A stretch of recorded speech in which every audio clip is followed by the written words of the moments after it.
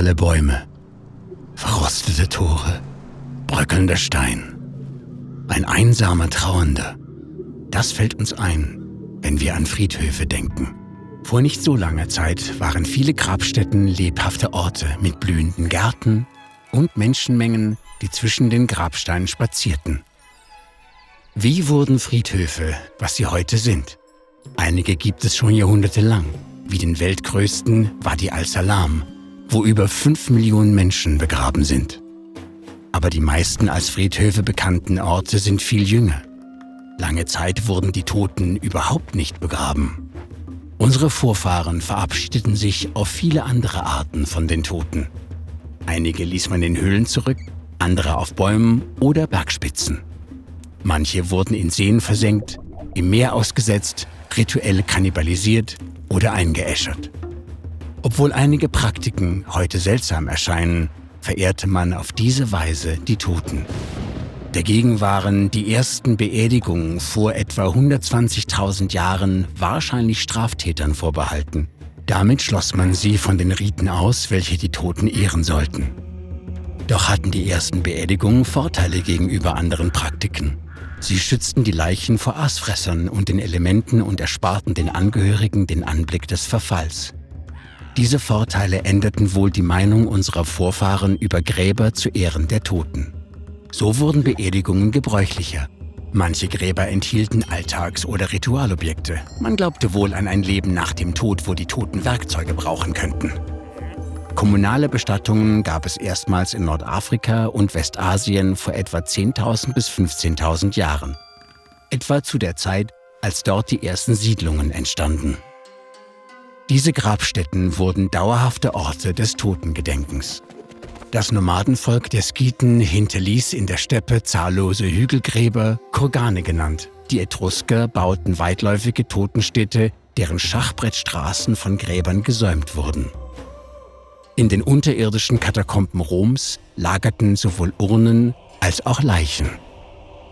Das Wort Friedhof oder Schlafkammer wurde zuerst von den alten Griechen verwendet, die Gräber auf Friedhöfen an den Stadträndern bauten.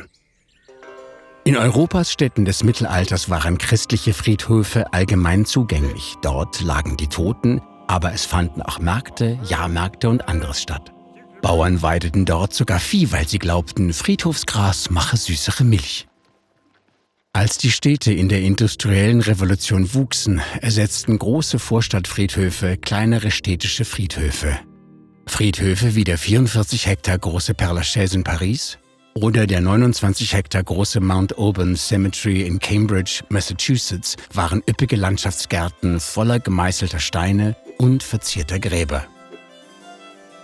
Einst als Luxus für die Reichen und Mächtigen gedacht, wurde der Besitz individueller Gräber auch für die Mittel- und Arbeiterklasse möglich. Man besuchte Friedhöfe für Begräbnisse, aber auch an Todes- und Feiertagen oder einfach für einen Nachmittag im Freien.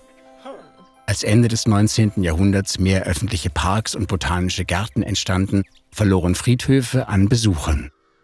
Heute sind viele alte Friedhöfe einsame Orte. Einige können mit Führungen, Konzerten und anderen Attraktionen Besucher zurückgewinnen. Obwohl wir alte Friedhöfe neu beleben, überdenken wir aber auch die Zukunft der Bestattung. Städten wie London, New York und Hongkong geht der Platz für Gräber aus. Selbst an Orten mit mehr Platz belegen Friedhöfe dauerhaft Land, das nicht bestellt oder entwickelt werden kann. Traditionelle Bestattungen erfordern Material wie Metall, Stein oder Beton und können Boden und Grundwasser mit Chemikalien verschmutzen. Mit wachsendem Umweltbewusstsein suchen die Menschen nach Alternativen. Viele wählen die Einäscherung oder ähnliche Methoden. Neben den gängigeren Praktiken kann man seine Überreste ins All schießen lassen, damit einen Baum düngen oder sich zu Schmuck, Feuerwerkskörpern und sogar Tätowierfarbe verarbeiten lassen. In Zukunft könnten solche Optionen die Bestattung komplett ersetzen. Friedhöfe mögen die bekanntesten Denkmäler für Verstorbene sein, aber sie sind nur eine Etappe im ständigen Prozess zum Gedenken und zur Ehre der Toten. Für faszinierende Geschichten, Weltraumabenteuer, verblüffende Philosophie, Antworten auf die seltsamsten Fragen, die du über deinen Körper hast und mehr, abonniere diesen Kanal. Bleib dran und bleib neugierig.